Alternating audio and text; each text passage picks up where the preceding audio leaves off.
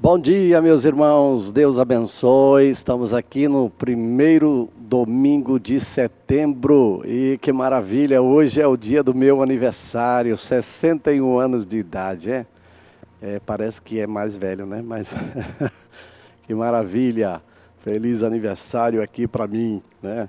Deus abençoe você que está em casa assistindo essa quinta aula, essa quinta sessão sobre a pessoa do Espírito Santo, quando temos tido a oportunidade de estudar as ações do Espírito Santo desde o Velho Testamento até o Novo. Tivemos nas duas primeiras aulas de uma maneira mais específica, falando sobre a pessoa do Espírito Santo, falando sobre as suas movimentações no Velho Testamento, como o Espírito se movia nas 88 vezes que ele é revelado no Velho Testamento.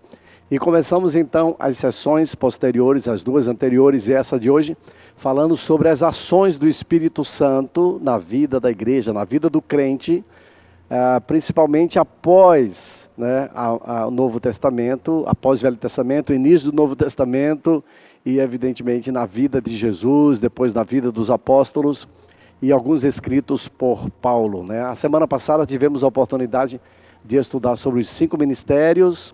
Você teve a oportunidade de ter assim uma cosmovisão, uma visão geral, uma visão mais ampla sobre a ação de Deus através dos 5 ministérios, sobre a importância de que cada um desses ministérios esteja em evidência, o apostólico, o profético, o evangelista, o pastor e o mestre.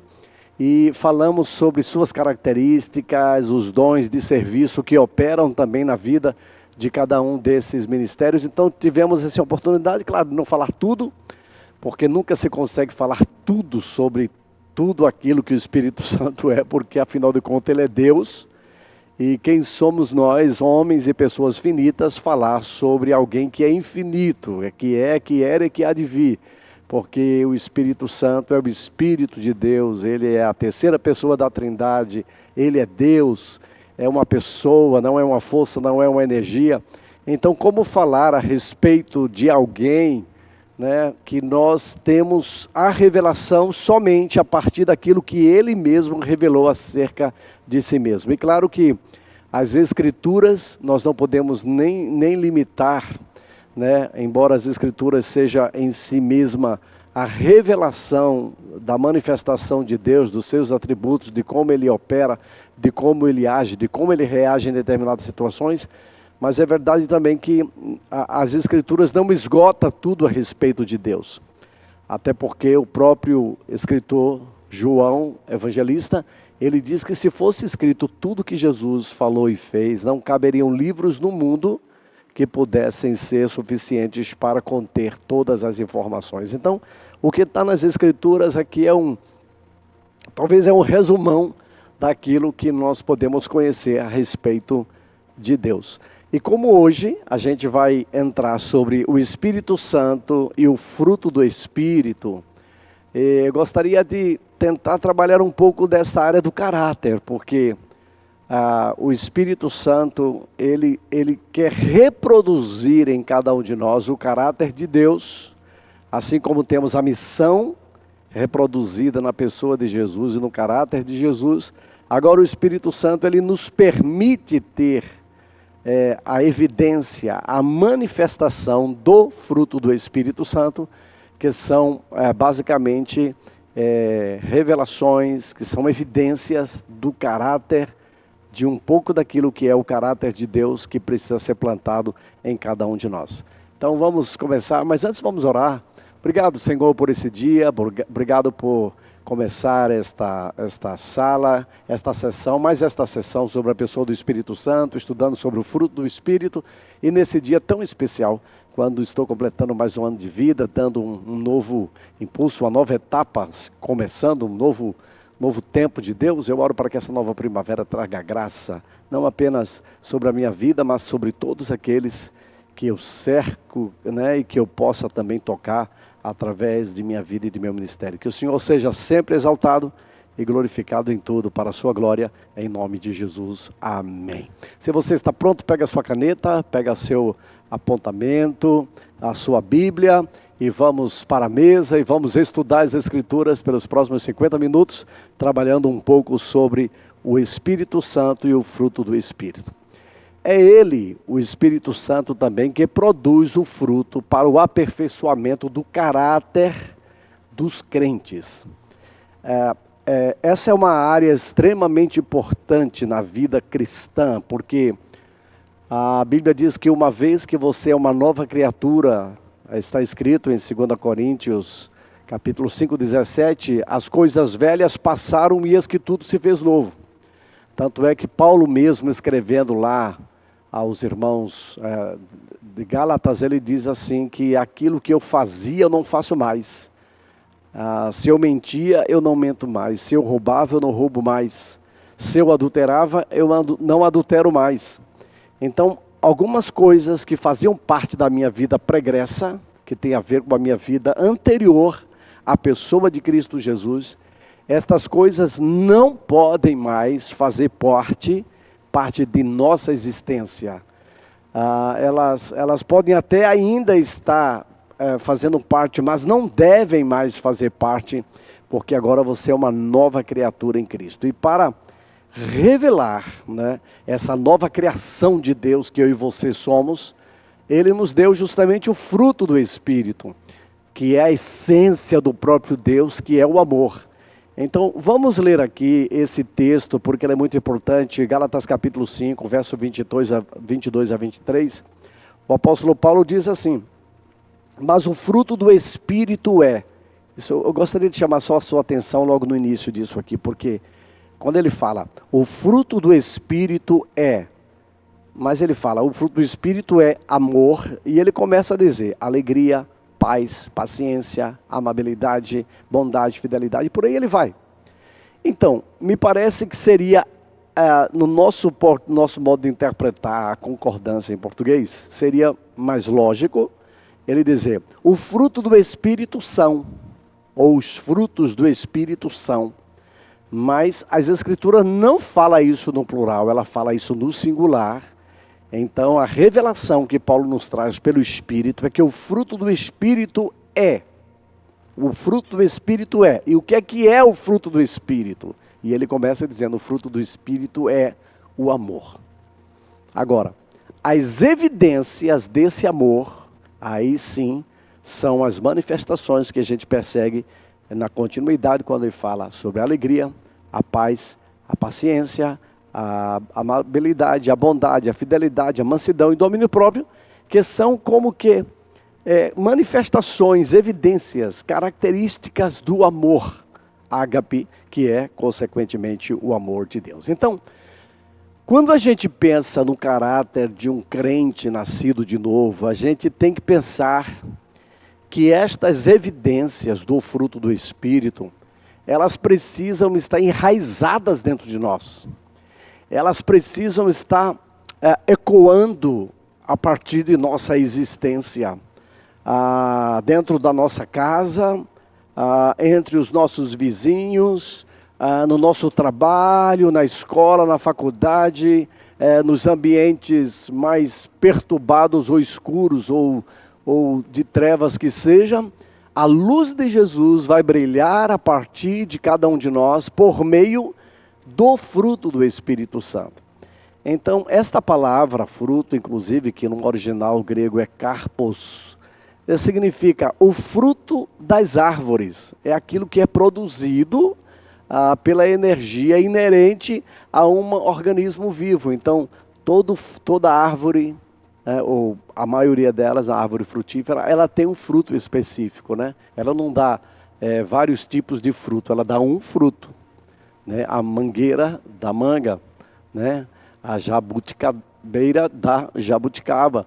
E assim por diante. Então, cada árvore, ela vai reproduzir de acordo com a sua espécie. Então, metaforicamente, em referência às obras ou ações, podemos dizer que o fruto do Espírito é a expressão visível do poder que atua interiormente e visivelmente a partir de nós. Então, a partir do momento que você tem uma nova criatura, que você é uma nova criatura em Cristo Jesus, então você vai evidenciar este fruto. E qual é o fruto? Não é os frutos, aprendam definitivamente isso, é o fruto do Espírito Santo que é aqui mencionado por Paulo em Gálatas capítulo 5, 22, que é o amor.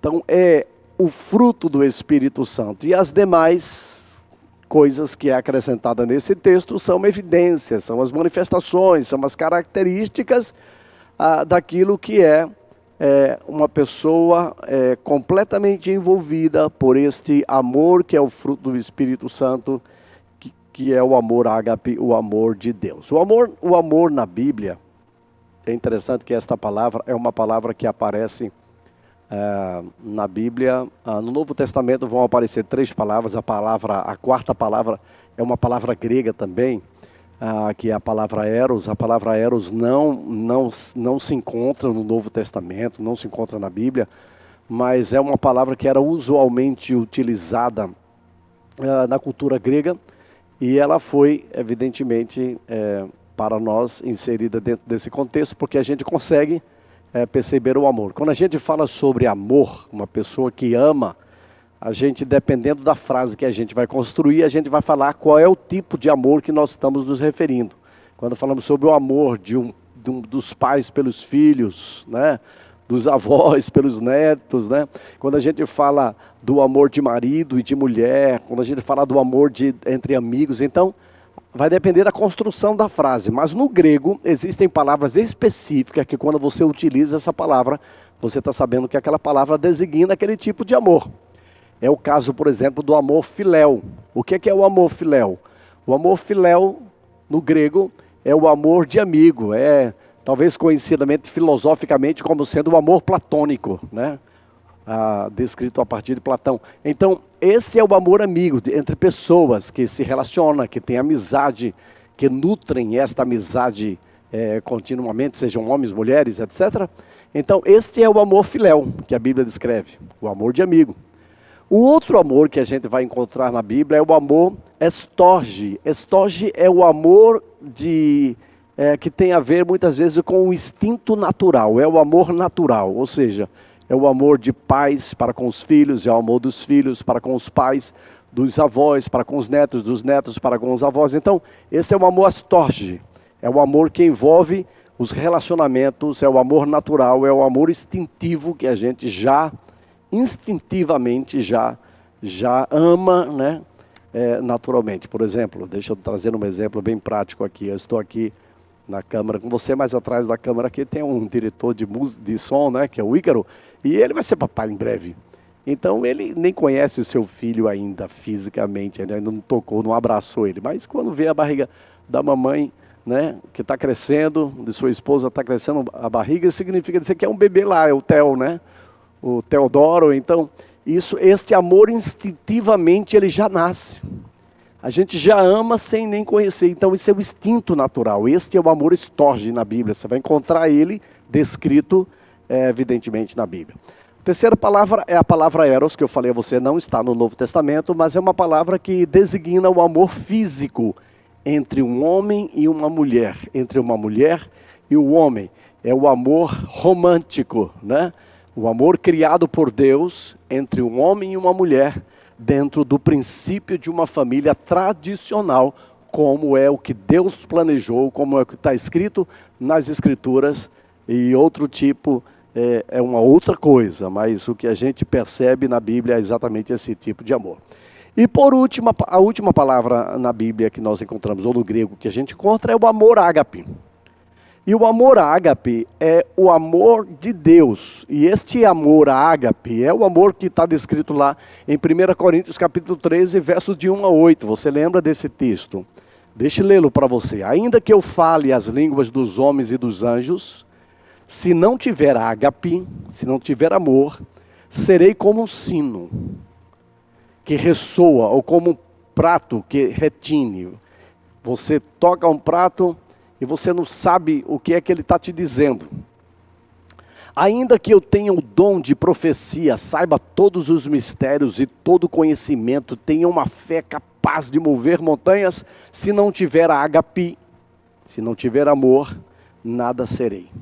Ainda que eu dê aos pobres tudo o que possuo e entregue o meu corpo para ser queimado, se não tiver ágape, se não tiver amor, nada disso valerá. Aí ele descreve as características do amor de Deus, do amor ágape.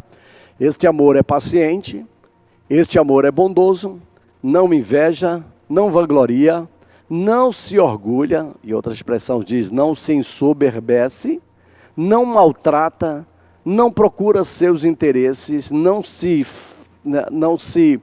ira facilmente, não guarda rancor. Que profundidade, né? O amor não se alegra com a justiça, mas alegra-se sempre com a verdade. E este amor, ele tudo sofre, ele tudo crê, tudo espera, tudo suporta. E o texto termina dizendo que este amor, este tipo de amor, o amor ágape, é um amor que nunca perece, que nunca morre. Mas as profecias vão desaparecer, as línguas desaparecerão, o conhecimento passará, mas o que vai permanecer, a fé, a esperança e o amor, o maior destes o amor, porque este é eterno. Então, o tipo de fruto manifesto pelo Espírito Santo é o amor. E é esse fruto que o novo crente precisa revelar por causa da sua nova identificação agora, porque você produz fruto de uma árvore. Lembra o que Jesus disse lá em lá em João capítulo 15, quando Jesus diz assim, meu pai é o agricultor, eu sou a videira verdadeira, e o meu pai é o agricultor, e aquele que está ligado a mim vai produzir fruto, né? E até usa a expressão lá, frutos, né? Então, estar ligado a Jesus, isso corresponde que há um DNA operando em ação na nossa vida, e esse DNA, a base desse DNA é justamente o amor. Por quê? Porque lá no capítulo 3, verso 4, capítulo 3 de João, verso 8, diz que Deus é amor. A essência do caráter de Deus é a manifestação do amor. Então, quando a gente pensa no amor, esse amor não é um amor que depende de sentimentos, não é um amor que depende das circunstâncias. Porque esse é um amor que é uma escolha, é uma forma de amar, porque este é um comportamento, este não é amor, sentimento. O amor ágape é muito mais que sentimento, é um amor comportamento, está entendendo?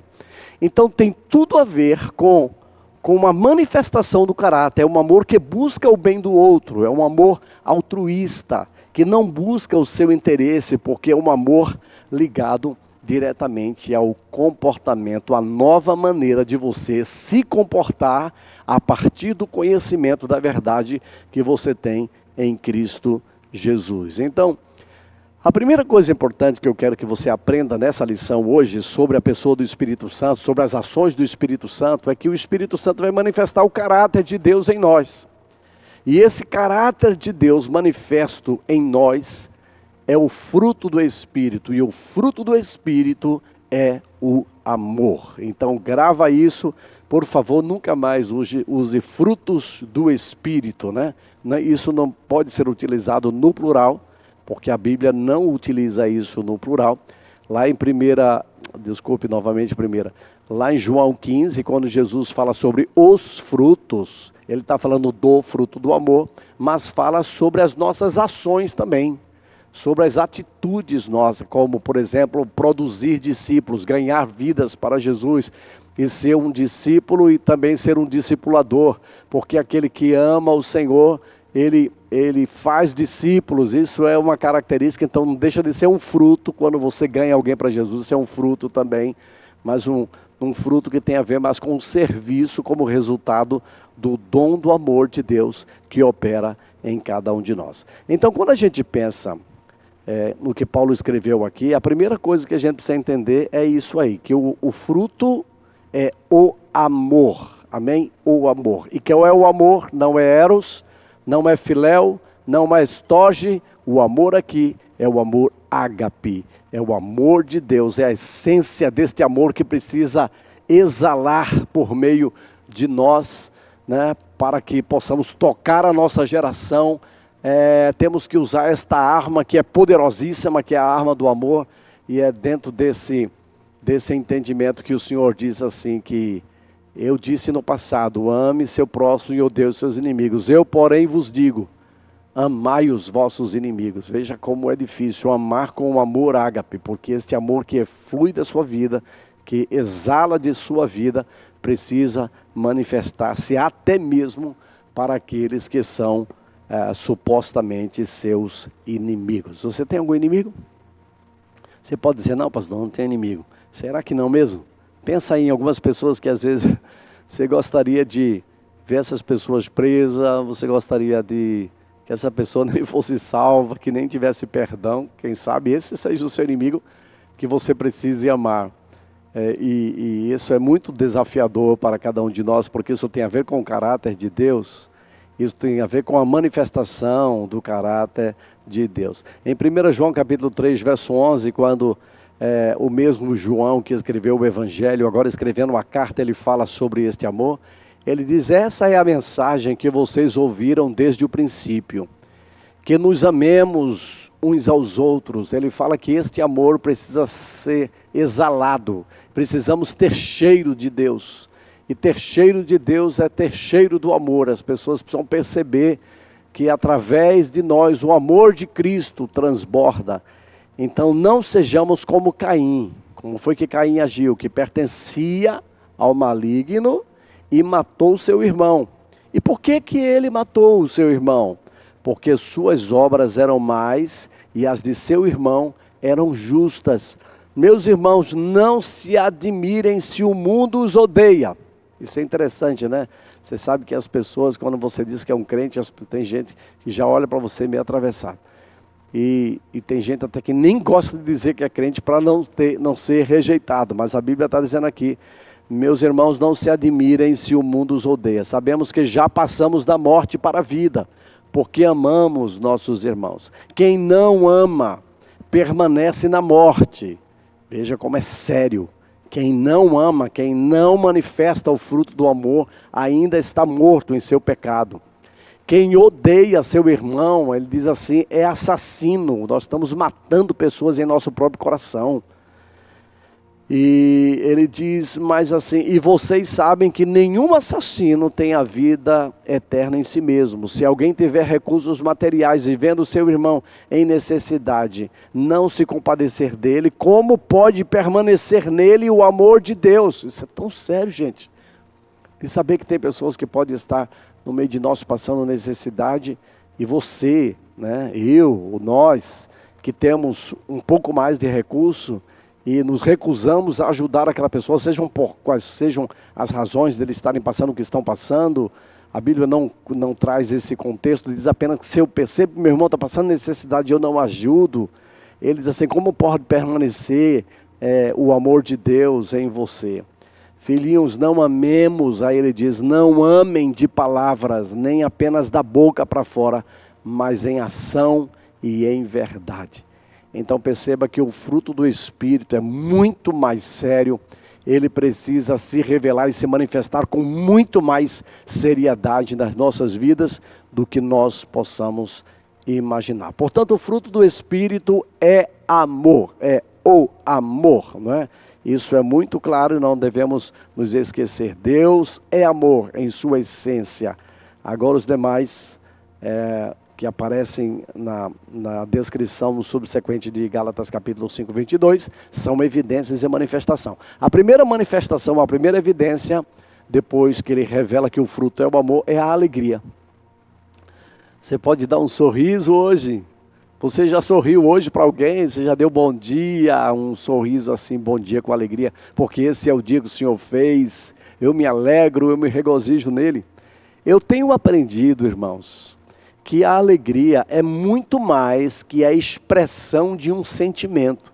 Tristeza, alegria, dor, saudade, né? São sentimentos que a nossa alma, ela pode reproduzir dependendo das circunstâncias, dependendo das situações em que você, consequentemente, emocionalmente estiver envolvido.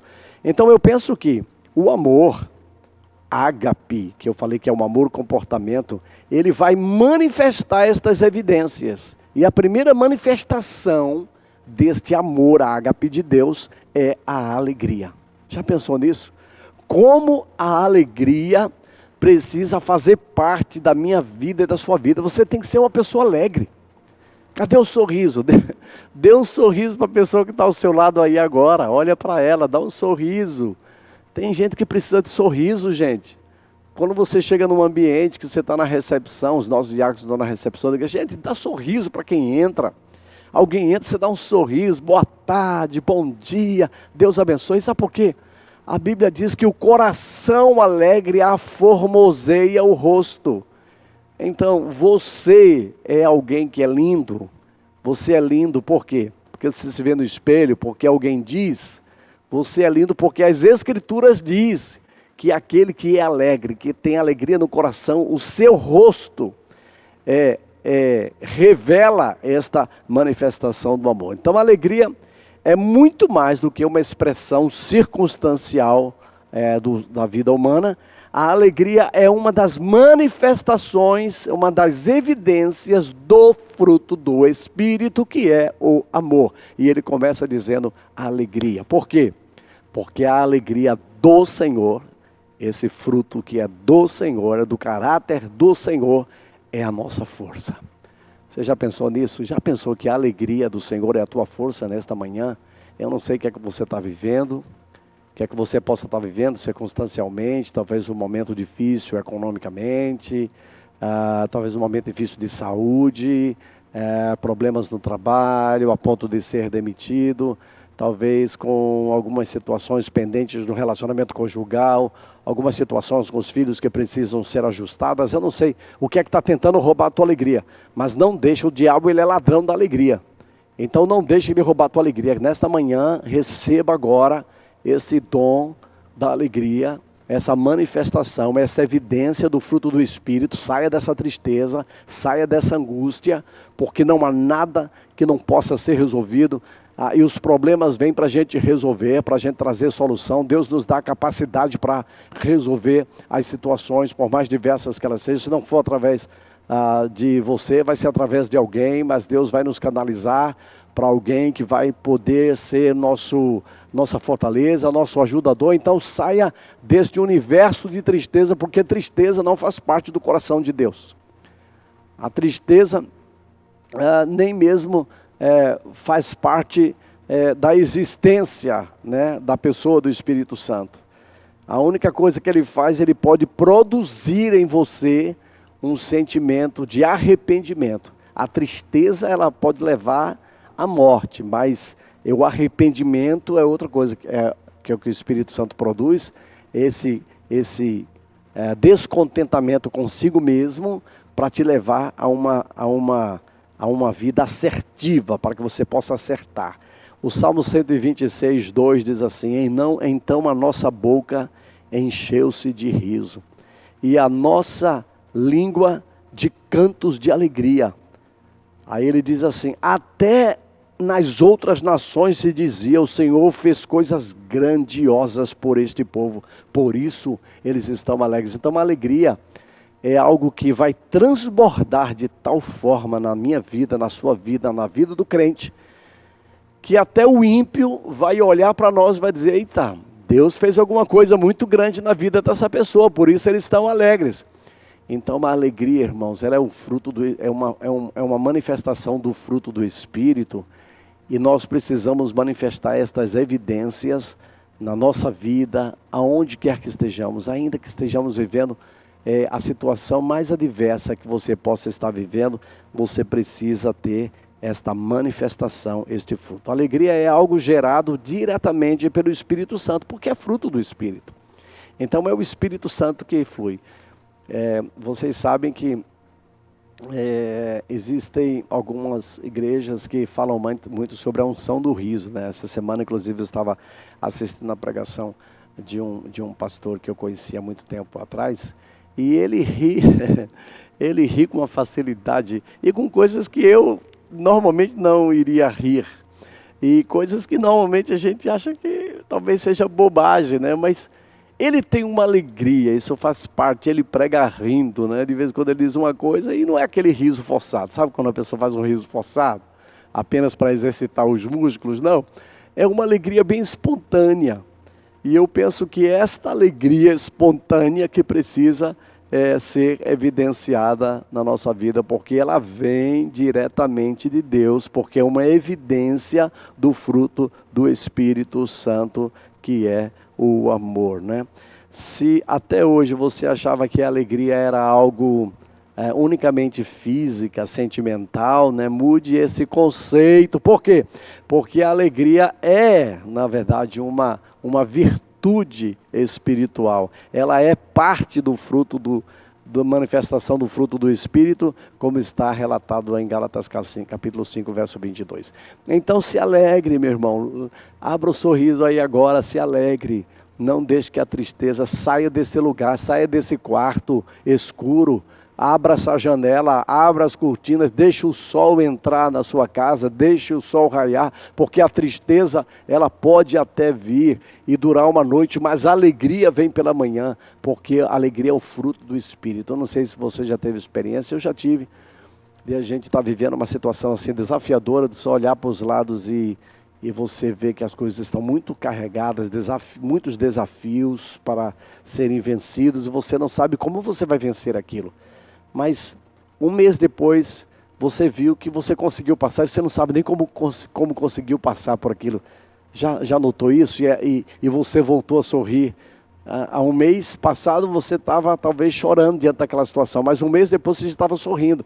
Então isso nos faz ver o seguinte: Deus é poderoso para nos fazer vencedores em todas as nossas batalhas. Por mais difíceis, por mais desafiadoras que elas possam ser, o nosso Deus é grande. Por isso, sorria na cara da tristeza, sorria diante da adversidade, dê uma gargalhada diante dos problemas, porque Deus é contigo. E se o Senhor, né, é por nós, quem será contra nós? Como disse Paulo em Romanos capítulo de número 8. Amém? Então, primeira evidência, a primeira manifestação é a alegria. A segunda evidência que você vai encontrar nesse texto, o fruto do Espírito é amor.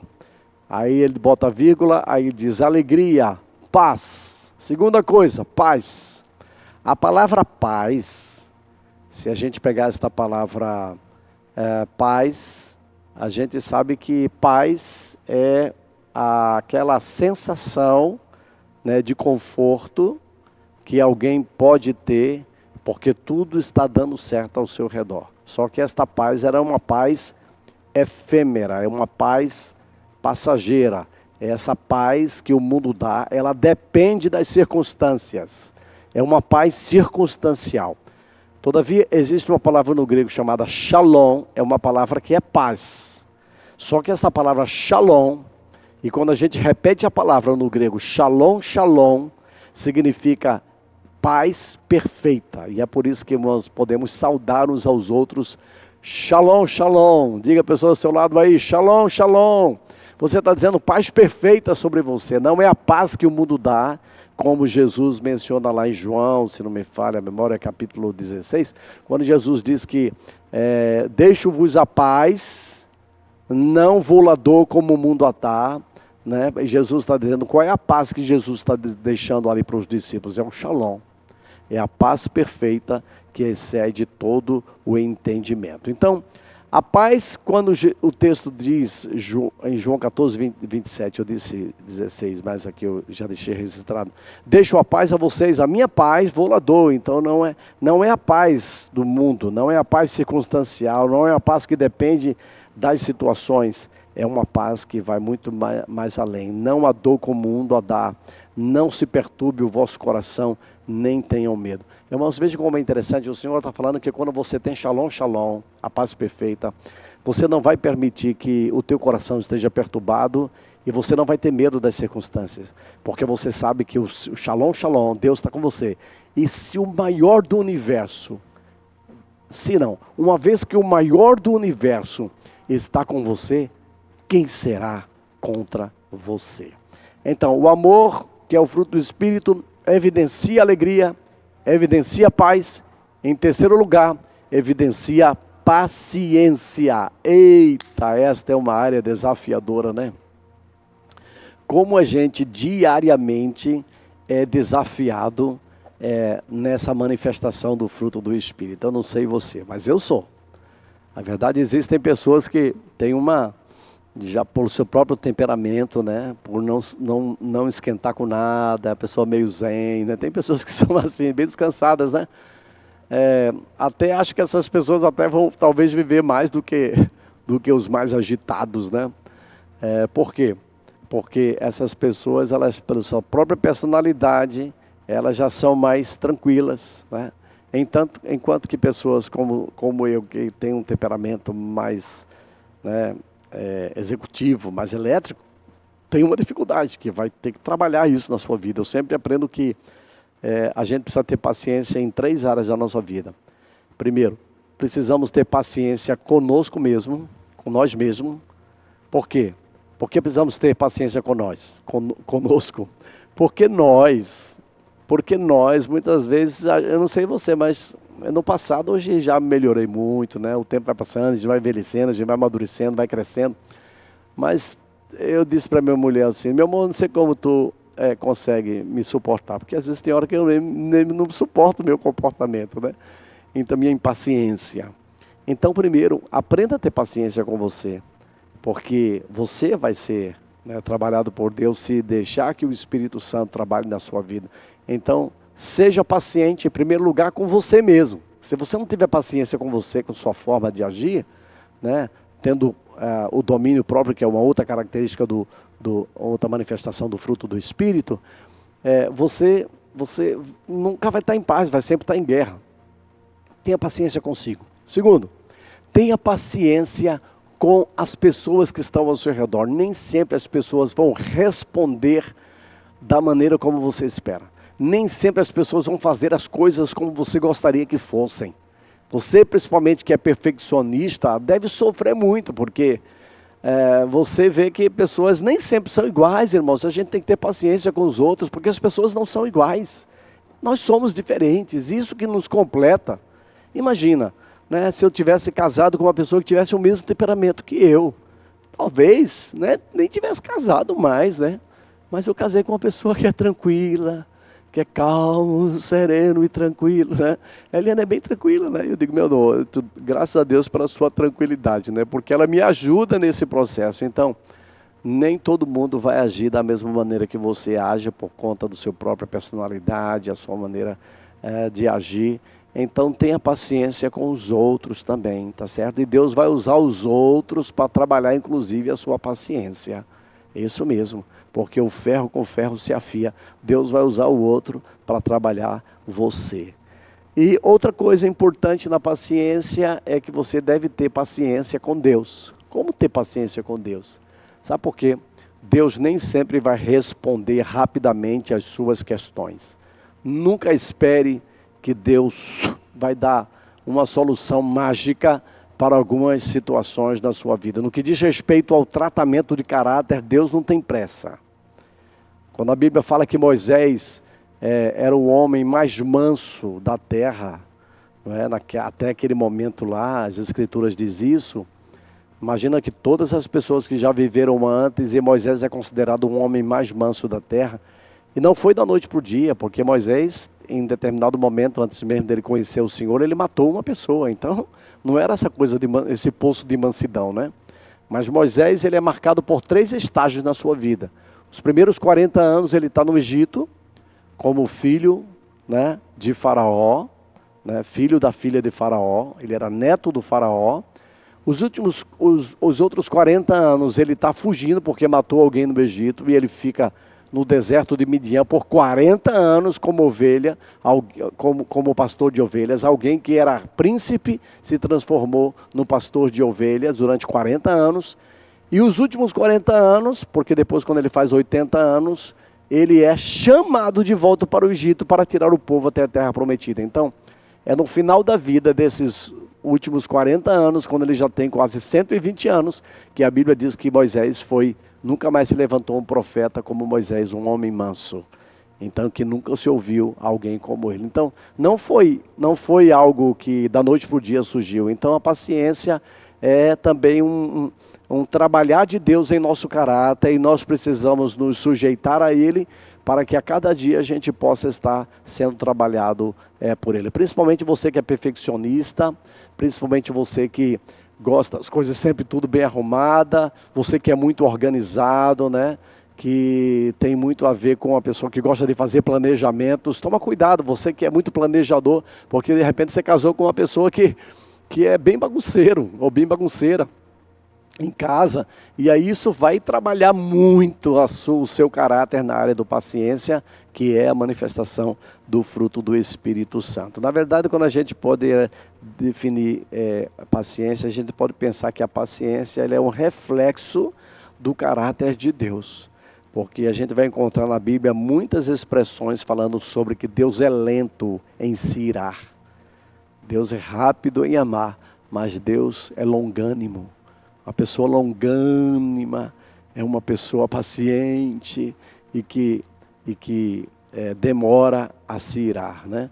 Eu já contei aqui, minha esposa é muito difícil dela sair ela, principalmente pelo próprio temperamento natural da pessoa que tem um temperamento como minha esposa, de guardar muitas coisas, né?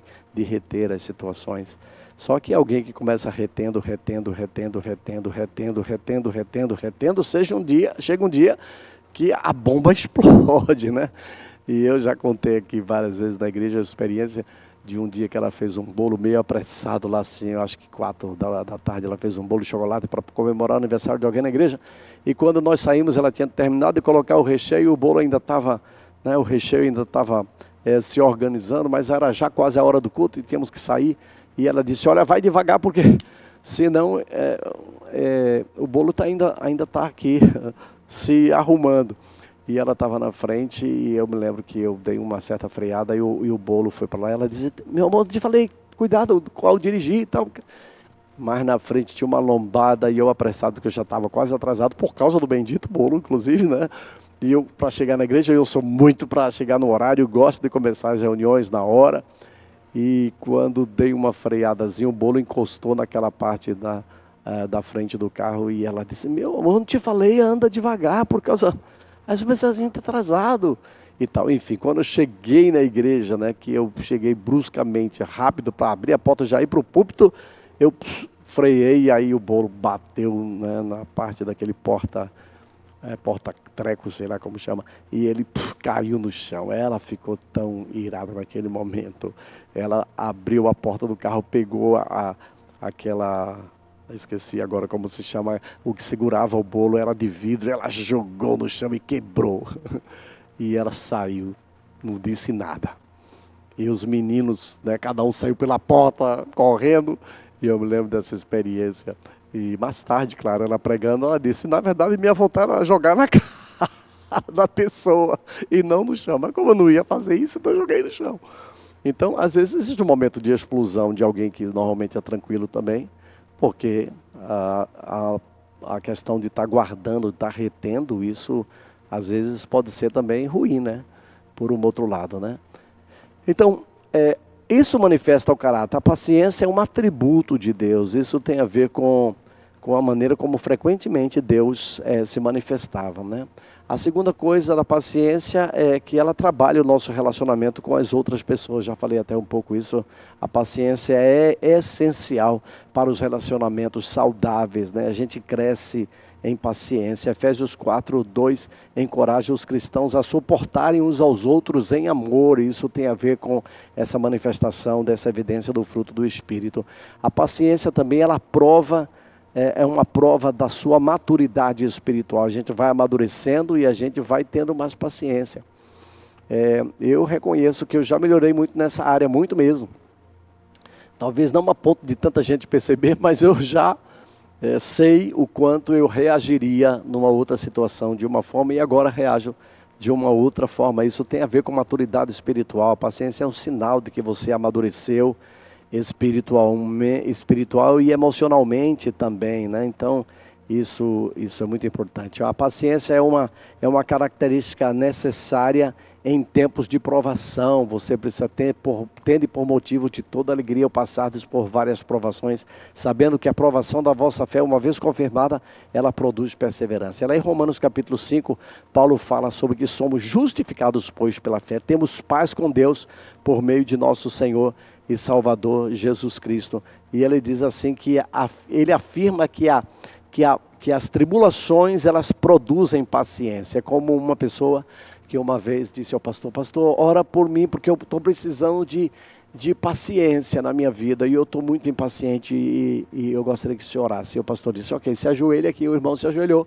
o pastor pôs a mão sobre a cabeça dele e disse assim: Senhor, eu oro para que o senhor mande tribulação de manhã, mande tribulação à tarde, mande tribulação à noite. E ele olhou para o pastor e disse: pastor, o senhor está trocando a palavra, não é tribulação, é paciência.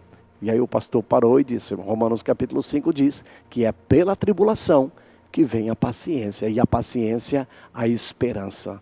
Olha que coisa linda, né? Então a própria palavra, já conhecendo isso, sabe que são as lutas, irmãos. São as adversidades que de alguma forma ou de outra vai gerando essa maturidade e vai te levando a ter mais paciência com as circunstâncias, né? Então a gente vai ficando mais velho e vai ficando mais paciente por causa da própria maturidade que vai chegando com o tempo. Isso é natural em todos os casos, né? Quando você é pai jovem, você age de uma maneira; quando você é mais velho, você já age diferente. Talvez essa seja uma razão porque os avós, né, têm tanta paciência com os netos, né? Porque já viveram tantas experiências, a própria maturidade lhes ensinou muitas coisas, e eles passam de operar de uma outra forma, de uma outra maneira. Uma outra coisa da paciência é o desenvolvimento contínuo, né? Como todo o fruto do Espírito, a paciência, ela precisa ser cultivada continuamente. Você precisa exercitar a paciência, né? Quando você estiver na fila de um INSS, na fila para ser atendido, né? Por um médico que te marca 9 horas e vai te atender 2 horas depois, lá para as 11, né? Não sei porque na maioria das clínicas isso acontece, mas isso é o desenvolvimento, né, contínuo, e isso te faz crescer à medida, né, da estatura de Cristo Jesus. Essa é uma forma de Deus trabalhar o seu caráter também, permitir situações, e essas coisas de alguma maneira elas contribuem para nosso crescimento espiritual. E por último, isso é um impacto no testemunho cristão, né? Cada um de nós somos impactados por Deus quando a gente demonstra paciência, né? É interessante que o santo de casa nunca faz milagre. Você já ouviu isso? Jesus mesmo disse isso, né? Ó Jerusalém, você que apedreja os profetas e mata todos aqueles que te são enviados. Normalmente a pessoa de casa nunca é vista dessa maneira. Acho interessante porque vários amigos, colegas de ministério, pastores, olham para mim e dizem assim: eita, Ebenezer, você é um cara tão tranquilo, tão paciente. E eu realmente até me acho assim mesmo, de fato, né? Principalmente nesses últimos tempos, né? Mas às vezes, né, os da própria casa não concordam com isso, né? Talvez pelas águas passadas, não pelas águas do momento, mas pelas águas passadas, pelo histórico, né? Então, às vezes, nós somos estigmatizados, né? E termina esse estigma sendo algo que se estabelece. Então, demonstrar paciência, especialmente em situações difíceis que você possa enfrentar, pode ser um poderoso testemunho para os não crentes, né? Isso é muito importante, revela uma confiança em Deus, tem a ver com como você pode confiar em tempo de adversidade, em tempo de tribulação, mostrando sua fé, o quanto você é seguro em Deus, que é um Deus que transcende e que tudo transcende as circunstâncias imediatas, porque o nosso Deus, Ele é eterno e Ele está no controle de tudo. Em suma, a paciência é um fruto que reflete a presença do Espírito Santo na vida de um cristão, e é vital que nós possamos viver em harmonia com Deus e com o nosso próximo. Amém? A gente vai ficar por aqui hoje porque já se passaram 55 minutos, e eu quero essa aula sempre com 50 minutos para você aproveitar. Você pode revê-la durante a semana, e algo que o Espírito Santo tenha falado com você. eu gostaria de pedir que você orasse com relação a isso. Se essa é uma área que precisa ser aperfeiçoada, a área da alegria, da paz, da paciência, esses 3 manifestações do fruto do Espírito, que é o amor, que Deus nos ajude, que Deus nos dê a capacidade de podermos permitir que o nosso caráter cristão seja aperfeiçoado nele. Até porque Jesus disse que se nós estamos ligados na raiz, né, estamos ligados à árvore, somos um ramo dessa árvore que é a videira verdadeira, nós precisamos produzir bons frutos. Não apenas o fruto do Espírito, que é o amor, mas outros frutos que são as manifestações, que é a alegria, a paz, a longanimidade, a benignidade, a mansidão, o domínio próprio e estas coisas que, consequentemente, veremos na nossa próxima sessão, no próximo domingo. Que Deus possa te abençoar nesse dia tão precioso, neste 1º de setembro, que dá início ao novo ano bíblico, e que nós possamos receber o ano que vai entrar com alegria, porque 1º de setembro é o último mês do ano, que estabelece o mês bíblico, o último mês do ano. É provável que esse seja o ano em que o mês em que a gente comemora um novo tempo, uma nova história na nossa vida e na nossa família. Que Deus te abençoe, fique firme, manifeste o fruto do Espírito e que Ele te abençoe mais e mais. Shalom, shalom.